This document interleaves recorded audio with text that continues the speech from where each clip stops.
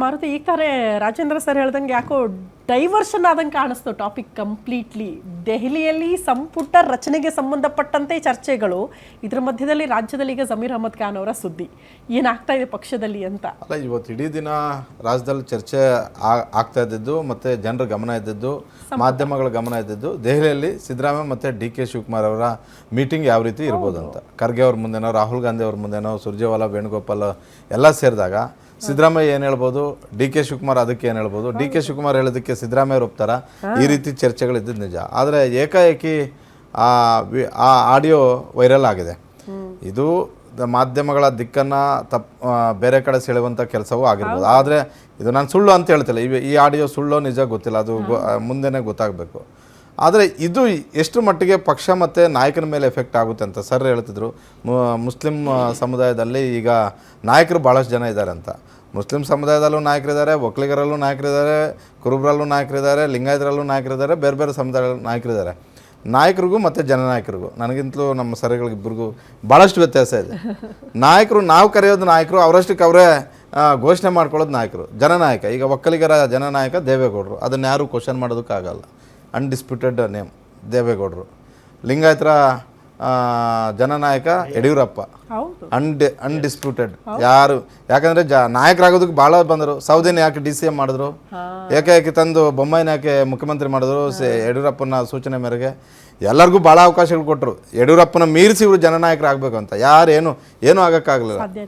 ಅದೇ ರೀತಿ ಮುಸ್ಲಿಂ ಸಮುದಾಯದಲ್ಲೂ ಭಾಳ ಜನ ನಾಯಕರುಗಳಿದ್ದಾರೆ. ರಿಜ್ವಾನ್ ಅರ್ಷದ್ದು ನಾಯಕ, ಯಾರಿಸು ನಾಯಕ, UT ಖಾದರ್ ನಾಯಕ, ಎಲ್ಲರೂ ನಾಯಕರೇ. ಆದರೆ ಜಮೀರ್ ಅಹಮದ್ ಖಾನ್ಗಿರುವಷ್ಟು ಜನ ಸಂಪರ್ಕ, ಜನ ಬೆಂಬಲ ಇವ್ರಿಗೆ ಯಾರಿಗೂ ಇಲ್ಲ. ಹಾಗಾಗಿ ಅವ್ರ ನಾಯಕರು ಆ ಸಮುದಾಯದಲ್ಲಿ ಜನನಾಯಕ. ಈಗ ಅವ್ರದ್ದೇ ಆಡಿಯೋ ಬಿಡುಗಡೆ, ಅವ್ರದ್ದೇ ಅನ್ನಲಾದ ಆಡಿಯೋ ಬಿಡುಗಡೆ ಆಗಿದೆ. ಸಹಜ, ಇಂಥವೆಲ್ಲ ಚರ್ಚೆ ಆಗೇ ಆಗ್ತವೆ. ಯಾಕಂದರೆ ಇದು ರಾಜ್ಯ ಮತ್ತು ರಾಷ್ಟ್ರೀಯ ಮಾಧ್ಯಮಗಳಲ್ಲಿ ಸುದ್ದಿ ಆಗುತ್ತೆ. ಸಹಜವಾಗಿ ಕಾಂಗ್ರೆಸ್ ಹೈಕಮಾಂಡ್ ಅಂಗಳದಲ್ಲಿ ಇರುವಂಥವರು, DK ಶಿವಕುಮಾರ್ ಅವ್ರಿಗೆ ಹೈಕಮಾಂಡ್ ಅಂಗಳದಲ್ಲಿ ಭಾಳ ಸಂಪರ್ಕದಲ್ಲಿರುವಂಥವರು. ಜಮೀರ್ ಅಹಮದ್ ಖಾನ್ ಅವರ ಎಲ್ಲ ಆಟಗಳನ್ನು ಎಲ್ಲರೂ ಒಪ್ಪಿಲ್ಲ, ಎಲ್ಲ ಆಟಗಳನ್ನು ಎಲ್ಲರೂ ತಿರಸ್ಕಾರ ಮಾಡಿಲ್ಲ. ಕೆಲವ್ರಿಗೆ ಒಪ್ಪಬೋದು, ಕೆಲವ್ರಿಗೆ ಅದು ಕಷ್ಟ ಆಗ್ಬೋದು. ಹಾಗಾಗಿ ಇದನ್ನು ಯಾರಿಗೆ ಯಾವ ರೀತಿ ಸಿಹಿಯಾಗಿ ಹೇಳಬೇಕು, ಕಹಿಯಾಗಿ ಹೇಳಬೇಕು, ಸಿಹಿಯಾಗಿ ಹೇಳೋರು ಸಿಹಿಯಾಗಿ ಹೇಳ್ತಾರೆ, ಕಹಿಯಾಗಿ ಹೇಳೋರು ಕಹಿಯಾಗಿ ಹೇಳ್ತಾರೆ. ಅದನ್ನು ಕಾಂಗ್ರೆಸ್ ಹೈಕಮಾಂಡ್ ಯಾವ ರೀತಿ ಅರ್ಥೈಸ್ಕೊಳ್ಳುತ್ತೆ ಅನ್ನೋದ್ರ ಮೇಲೆ ಇವತ್ತು ಜಮೀರ್ ಅಹಮದ್ ಖಾನ್ ಅವ್ರದ್ದು ಭಾಳಷ್ಟು ಹಾಟ್ ಟಾಪಿಕ್ ಆಗಿ ಅಲ್ಲಿ ಬಂದರೆ ಚರ್ಚೆ ಮಾಡಿದ್ದೆ. ಆದರೆ ಸ್ವಲ್ಪ ಸಂಕಷ್ಟಗಳು ಎದುರಾಗೋದು ಸಹಜ. ನಾನು ಯಾಕೆ ನಾಯಕರಿಗೂ ಜನನಾಯಕರಿಗೂ ವ್ಯತ್ಯಾಸ ಏನು ಕೇಳಿದೆ ಅಂತ ಹೇಳಿದ್ರೆ, ಎಲ್ಲ ಸಮುದಾಯಗಳಲ್ಲೂ ಕೂಡ ನಾಯಕರಿದ್ದಾರೆ, ಎಲ್ಲ ಸಮುದಾಯಗಳಲ್ಲೂ ಜನನಾಯಕರಿದ್ದಾರೆ. ಈಗ ಅಹಿಂದದಲ್ಲಿ ಸಿದ್ದರಾಮಯ್ಯನ ಹೊರತುಪಡಿಸಿದ್ರೆ ಭಾಳಷ್ಟು ಜನ ನಾನು ನಾಯಕ ಅಂತ ಹೇಳ್ತಾರೆ. ಇವತ್ತಿಗೂ ಅಹಿಂದ ಅಂತ ಬಂದಾಗ ಸಿದ್ದರಾಮಯ್ಯ ಬಿಟ್ರೆ ಕಾಣಿಸಲ್ಲ. ಭಾಳ ಪ್ರಯತ್ನ ಮಾಡ್ತಾರೆ ನಾವು ಆಗ್ಬೇಕು ಅಂತ, ಆಗ್ತಿಲ್ಲ. ಹೀಗಾಗಿ ಮುಸ್ಲಿಂ ಸಮುದಾಯದಲ್ಲಿ ಇವತ್ತಿಗೂ ಕೂಡ ಜಮೀರ್ ಅಹಮದ್ ಖಾನ್ಗೆ ಆ ವರ್ಚಸ್ಸಿದೆ. ಮುಸ್ಲಿಂ ಸಮುದಾಯ ಅನ್ನೋದಕ್ಕಿಂತಲೂ ಕೂಡ ಜಮೀರ್ ಈಗ ರಾಜ್ಯ ಕಾಂಗ್ರೆಸ್ಗೆ ಅನಿವಾರ್ಯತೆ ಇದೆ. ಆದರೆ ಈ ಪ್ರಕರಣವನ್ನು ಕೆಲವೊಂದು ಬಾರಿ ಈಗ ಸಿದ್ದರಾಮಯ್ಯ ಪ್ರಕರಣದಲ್ಲೇ ಈ ರೀತಿಯಾಗಿ ಶಾಕಿಂಗ್ ನ್ಯೂಸ್ ಕೊಟ್ಟಂತಹ ಕಾಂಗ್ರೆಸ್ ಹೈಕಮಾಂಡ್ ಜಮೀರ್ ವಿಚಾರದಲ್ಲಿ ಎಷ್ಟು ಗಂಭೀರವಾಗಿ ತಗೊಳ್ಳುತ್ತೋ ಗೊತ್ತಿಲ್ಲ. ಇಲ್ಲ, ಇದು ಆರೋಪ ಕೇಳಿಬಂದಿದೆ, ನಿಜಾನೋ ಸುಳ್ಳೋ ನೋಡಿ ಆಮೇಲೆ ನೋಡೋಣ ಅಂತ ಹೇಳಿದ್ರೆ ಅದು ಬೇರೆ. ಇವತ್ತು ತೆಗೆದುಕೊಂಡು ಹೋದಂತಹ ಪಟ್ಟಿಯಲ್ಲಿ ಜಮೀರ್ ಅಹಮದ್ ಖಾನ್ ಅವರ ಹೆಸರಂತೂ ಇದೆ. ಈ ಸುದ್ದಿ ಆದ ಬಳಿಕ ಏನಾಗುತ್ತೋ ನೋಡಬೇಕು. ಅಲ್ಲ, ನನಗೆ ಈಗ ಒಂದು ಎಕ್ಸಾಂಪಲ್ ನೆನಪಾಯ್ತು. ಯತ್ನಾಳ್ ಅವರು ನಾನು ಮುಂದಿನ ಮುಖ್ಯಮಂತ್ರಿ ಅಂತ ಹೇಳ್ಕೊಳ್ತಾರೆ. ಅವ್ರ ಕ್ಷೇತ್ರ ಬಿಟ್ಟು ಯತ್ನಾಳ್ ಅವರು ಇನ್ಯಾರು ಅಂತ ಬೇರೆಯವ್ರಿಗೆ ಗೊತ್ತಿಲ್ಲ. ಇಡೀ ರಾಜ್ಯದಾದ್ಯಂತ ನಿಮ್ಮ ಶಕ್ತಿ ತೋರಿಸಿದ್ರೆ ಮಾತ್ರ ನೀವು ಜನನಾಯಕ ಆಗ್ತೀರಿ.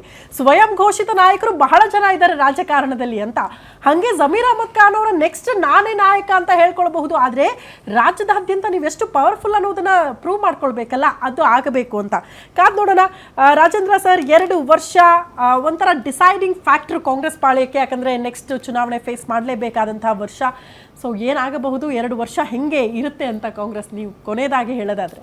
ಇಲ್ಲ, ವಿತ್ ದ ಬ್ಯಾಕ್ ಡ್ರಾಪ್ ಏನು 2-3 ವರ್ಷಗಳ ಕಾಲ ಈಗ ಸಿದ್ದರಾಮಯ್ಯನವರ ನೇತೃತ್ವದಲ್ಲಿ ಏನು ಸರ್ಕಾರ ಆಯಿತು ಅದನ್ನು ರಿಟೈನ್ ಮಾಡ್ಕೊಳ್ಳೋ ರೀತಿನಲ್ಲಿ ಮತ್ತೆ ಮುಂದೆ ಹೋಗ್ತಕ್ಕಂಥ 4 ಥಾಟ್ಸ್ ಏನಿದೆ ಅಂತಕ್ಕಂಥದ್ದು ವಿಷನ್ಸ್ ಆಫ್ DK ಶಿವಕುಮಾರ್. ಯಾಕೆಂತ ಹೇಳಿದ್ರೆ ಇಟ್ ಅಕೌಂಟ್ಸ್ ಅಂತ ಹೇಳಿಬಿಟ್ಟು ಸಿದ್ದರಾಮಯ್ಯನವರು 3 ವರ್ಷಗಳ ಕಾಲ ಮಾಡಿರ್ತಕ್ಕಂಥದ್ದು ದೊಡ್ಡ asset, it is a fixed deposit ಈಗ ಕಾಂಗ್ರೆಸ್ಗೆ.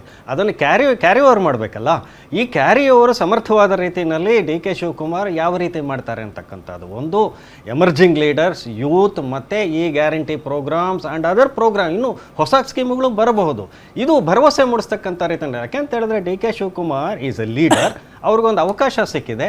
ಆ ಅವಕಾಶವನ್ನು ಯಾವ ರೀತಿ ಬಳಸ್ಕೊಳ್ತಾರೆ ಅವರು ಜನನಾಯಕರೇ. ಹಾಗೇನೆ ಈಗ ಒಂದು ಅವಕಾಶ ಬಂದಿದೆ. ಹಿಂದೆ 94ರಲ್ಲೂ ಕೂಡ ಇದೇ ಕೂಗೆದ್ದಾಗ ದೇವೇಗೌಡರು ಮೊಟ್ಟ ಮೊದಲ ಮುಖ್ಯಮಂತ್ರಿ ಆಗಿದ್ದಾಗ ಹಿ ಪ್ರೂವ್ಡ್ ಹಿಮ್ಸೆಲ್ಫ್. ಹಾಗೆ ಈಗ ಆ ಪರಿಸ್ಥಿತಿ ಬಂದಿರತಕ್ಕಂಥ ಹಿನ್ನೆಲೆಯಲ್ಲಿ ಕೆಲವು ಆಶೆಗಳಿವೆ, ಕೆಲವು ಭರವಸೆಗಳಿವೆ, ಆಶಯಗಳಿವೆ. ಅದನ್ನು ಆಸ್ ಎ ಪಾರ್ಟಿ ಕಾಂಗ್ರೆಸ್ ಈಗ ಗ್ಯಾರಂಟಿ ಯೋಜನೆಗಳು ಅಂದರೆ ಸಿದ್ದರಾಮಯ್ಯನವ್ರದ್ದು ಅಂತ ನಾವು ಇಂಟರ್ಪ್ರೇಟ್ ಮಾಡಕ್ ಬರಲ್ಲ. Those are the schemes and programmes given by Congress party ಅನ್ನೋದು. ಈ ಕಾಂಗ್ರೆಸ್ ಪಾರ್ಟಿ ಅಂತಕ್ಕಂಥದ್ದು ರೀಚ್ ಮಾಡೋದ್ರಲ್ಲಿ ಯಶಸ್ವಿ ಆದರೆ ಈಗ ಆಲ್ರೆಡಿ ಏನು ಕೆಲವರು ಆಗಲೇ ಸಮೀವುಲ್ಲಾ ಅವರು ಹೇಳಿದಾಗ ಕೆಲವು ಸಚಿವರು ಕೆಲಸನೇ ಮಾಡಿಲ್ಲ, ಅದನ್ನು ರೀಚ್ ಮಾಡ್ತಕ್ಕಂಥ ಒಂದು ಫಾಸ್ಟ್ ಆಗಿ ರೀಚ್ ಮಾಡಿದರೆ ಮತ್ತೆ ಹೊಸಗರಿಗೆ ಅವಕಾಶ ಕೊಟ್ಟರೆ ಈ ಆಂಟಿ ಇನ್ಕಮ್ ಜನವಿರೋಧಿ ಅಲೆ ಅಂತಕ್ಕಂಥದ್ದನ್ನು ಬ್ಯಾಲೆನ್ಸ್ ಮಾಡಿ ನೀವು ನಿತೀಶ್ ಕುಮಾರ್ ಥರ ನೀವು ರಿಟರ್ನ್ ಆಗಲಿಕ್ಕೆ ಸಾಧ್ಯ ಆಗುತ್ತೆ. ಈ ರೀತಿಯಾದ ಡಿ ಕೆ ಶಿವಕುಮಾರ್ ಒಂದು ತಂತ್ರ ಬ್ಲೂ ಪ್ರಿಂಟ್ ರೆಡಿ ಮಾಡ್ಕೊಂಡು ಅದು ಇಂಪ್ಲಿಮೆಂಟ್ ಮಾಡಬೇಕು. ಬ್ಲೂ ಪ್ರಿಂಟ್ ಕೇವಲ ವಿಧಾನಸೌಧದ 3ನೇ ಮಾಡಿಲಿದ್ರೆ ಮಾತ್ರ ಪ್ರಯೋಜನ ಆಗೋದಿಲ್ಲ ಅಂತಕ್ಕಂಥದ್ದು ಕಾದು ನೋಡಬೇಕಾಗುತ್ತೆ ಯಾವ ರೀತಿ ಮಾಡ್ತಾರೆ. ಓಕೆ ಸಮೀವುಲ್ಲಾ ಸರ್, 2 ವರ್ಷ ಬಹಳ ನಿರ್ಣಾಯಕ ಡಿ ಕೆ ಶಿವಕುಮಾರ್ ಅವರ ಪಾಲಿಗೆ. ಮುಂಬರುವ ಚುನಾವಣೆಯಲ್ಲಿ ಗೆದ್ದು ತೋರಿಸಲೇಬೇಕಾದಂತ ಅನಿವಾರ್ಯತೆ ಡಿ ಕೆ ಶಿವಕುಮಾರ್ ಅವ್ರಿಗೆ. ಇಲ್ಲ ಅಂದ್ರೆ ಅವರ ನಾಯಕತ್ವ ಸ್ಯಾಟಿಸ್ಫೈ ಆಗಿಲ್ಲ ಅನ್ನೋದು ಪ್ರೂವ್ ಆಗಿಬಿಡುತ್ತೆ ಅಂತ ಆತಂಕದ ಜೊತೆಗೆ ಸವಾಲುಗಳನ್ನ ಫೇಸ್ ಮಾಡಿ ಜನಮನ್ನಣೆ ಗಳಿಸಬೇಕಾದಂತ ಅನಿವಾರ್ಯತೆ ಇದೆ. ಹೆಂಗ್ ಫೇಸ್ ಮಾಡ್ತಾರೆ ಅಂತ? ಡಿ ಕೆ ಶಿವಕುಮಾರ್ ಜಾಣ್ರು, ಬ್ರಿಲಿಯಂಟ್ ಅವರು, ಮತ್ತೆ ರಾಜಕಾರಣ ಮಾಡೋದ್ರಲ್ಲಿ ಎಕ್ಸ್ಪರ್ಟ್ ಅವರು, ಮತ್ತೆ ಮುಖ್ಯಮಂತ್ರಿ ಆಗುವ ಕನಸು ನನ್ಸಾಗಿದೆ. 28ರ ನಂತರನೂ ನಾನೇ ಸಿಎಂ ಆಗ್ಬೇಕು ಅನ್ನೋ ಹೆಬ್ಬಯಕೆ ಅವರಿಗಿದೆ. ಅವರ ಮಾತುಗಳಿಂದ ಅವರಿಗೆ ಅದು ವ್ಯಕ್ತ ಆಗುತ್ತೆ. 2 ಪಾಯಿಂಟ್. ಅಹಿಂದ ಬ್ಯಾಂಕ್ ಅನ್ನ ಕಾಂಗ್ರೆಸ್ ಸಾಂಪ್ರದಾಯಿಕ ಮತ ಬ್ಯಾಂಕ್ ಅನ್ನ ಅವ್ರು ಹೇಗೆ ರಿಟೈನ್ ಮಾಡ್ಕೋತಾರೆ ಮತ್ತು ಆ ಕಾಂಗ್ರೆಸ್ನ ಪ್ರಿನ್ಸಿಪಲ್ಗಳಿಗೆ ಧಕ್ಕೆ ಆಗ್ತಲೇ ಇರೋ ತರ ಪೊಲಿಟಿಕಲ್ ಸ್ಟ್ರಾಟಜಿನ ಅವರು ಹೇಗೆ ಮೇಂಟೈನ್ ಮಾಡ್ಕೊಂಡು ಅದನ್ನ ಹೇಗೆ ಜಾಸ್ತಿ ಮಾಡ್ಕೊಂಡು ಹೋಗ್ತಾರೆ. ನಂಬರ್ 1. ನಂಬರ್ 2, ಅಡ್ಮಿನಿಸ್ಟ್ರೇಷನ್ ವಿಚಾರಕ್ಕೆ ಬಂದಾಗ ಬಹಳ ಕಷ್ಟ ಇದೆ. ಸಿದ್ದರಾಮಯ್ಯ ಮಾಡಿದ್ದೆ ಹಗ್ಗದ ನಡಿಗೆ. ಅವ್ರು ಏನೇ ಹೇಳ್ಕೋಬಹುದು, ಸಿದ್ದರಾಮಯ್ಯನವರು ಈ ಸರ್ಕಾರ ಅವರು ನಡೆಸೋದಕ್ಕೆ ಪಟ್ಟಿರೋ ಕಷ್ಟ ಅಷ್ಟಿಷ್ಟಲ್ಲ. ಈ ಗ್ಯಾರಂಟಿ ಯೋಜನೆಗಳಿಗೆ ಇಡೀ ಹಣ ಪಂಪ್ ಆಗೋದ್ರಿಂದ ಆಗಿರುವಂತಹ ಪರಿಸ್ಥಿತಿ. ಹೀಗಾಗಿ ಹೊಸ ರಿಸೋರ್ಸ್ ಅನ್ನ ಹೇಗೆ ಈ ಸರ್ಕಾರದಲ್ಲಿ ಜನರೇಟ್ ಮಾಡ್ಕೋತಾರೆ, ಇಲ್ಲಿ ಬೇರೆ ದಾರಿನೇ ಇಲ್ಲ. ಹೊಸ ರಿಸೋರ್ಸು ಅವರು ಏನಾದ್ರು ಜನರೇಟ್ ಮಾಡ್ಕೊಳ್ಳೋದಕ್ಕೆ ಸಾಧ್ಯ ಆದ್ರೆ ಬಚಾವ್ ಆಗ್ತದೆ, ಇಲ್ಲದೆ ಹೋದ್ರೆ ಯಥಾಸ್ಥಿತಿ continue. S Samiulla sir, thank you sir. ಇಷ್ಟೊತ್ತು ನಮ್ಮ ಜೊತೆಗೆ ಜಾಯ್ನ್ ಆಗಿ ಮಾತನಾಡಿದ್ದಕ್ಕೆ, ಹಲವಾರು ವಿಚಾರಗಳ ಬಗ್ಗೆ ತಿಳಿಸ್ಕೊಟ್ಟಿದ್ದಕ್ಕೆ. Rajendra sir, thank you so much. Bharathi, finally ಏನಾದರೂ ಡೆಲ್ಲಿಲಿ? ಇಲ್ಲ, ಇವತ್ತಂತೂ ಒಂದು ಪಟ್ಟಿ ಅಂತಿಮ ಆಗುತ್ತೆ. ಕೆಲವರು 9 ಅಂತಿದ್ದಾರೆ. ಸಿದ್ದರಾಮಯ್ಯ ಅವರ ಆಪ್ತರು ಹೇಳ್ತಾ ಇರುವಂಥ ಮಾಹಿತಿ ಪ್ರಕಾರ 9ರಿಂದ 11 ಜನ ಮುಖ್ಯಮಂತ್ರಿಗಳ ಜೊತೆ ಅವತ್ತು ಶಾಸಕರು ಸಚಿವರಾಗಿ ಪ್ರಮಾಣ ವಚನವನ್ನು ಸ್ವೀಕಾರ ಮಾಡ್ತಾರೆ ಅನ್ನುವಂಥ ಒಂದು ಮಾಹಿತಿ ಸಿಗ್ತಿದೆ. ವಿಧಾನ ಪರಿಷತ್ ಮತ್ತು ರಾಜ್ಯಸಭಾ ಚುನಾವಣೆ ಆದ ಬಳಿಕ ಇನ್ನು 20 ಸ್ಥಾನಗಳನ್ನು ತುಂಬೋ ಸಾಧ್ಯತೆ ಇದೆ. ಹೀಗಾಗಿ ಇವತ್ತು ಬಹುತೇಕ 2 ಯುವಕರು ಉಳಿದವ್ರನ್ನ ಸೀನಿಯರ್ಸನ್ನ ಒಳಗಡೆ ತಗೊಳ್ಳೋದಕ್ಕೆ ಪಟ್ಟಿ ಫೈನಲ್ ಮಾಡ್ಕೊಂಡು ಬರ್ಬೋದು. ಈ ನಡುವೆ ಜಮೀರ್ದು ಈ ಆಡಿಯೋ ಬಂದಿದೆ. ಇದು ಕೂಡ ಒಂದು ಅಲ್ಲಿ ಸದ್ದು ಮಾಡ್ಬೋದು. ಏನಾಗುತ್ತೆ, ಯಾಕಂದರೆ ಸಿದ್ದರಾಮಯ್ಯ ಅವ್ರ ಜೊತೆನೇ ಜಮೀರ್ ಹೋಗಿದ್ದಾರೆ, ಜಮೀರ್ ಅಹಮದ್ ಖಾನ್ ಅವರು ಹೋಗಿದ್ದಾರೆ. ಹೀಗಾಗಿ ಎಲ್ಲವೂ ಕೂಡ ಚರ್ಚೆಗಳಾಗ್ತವೆ.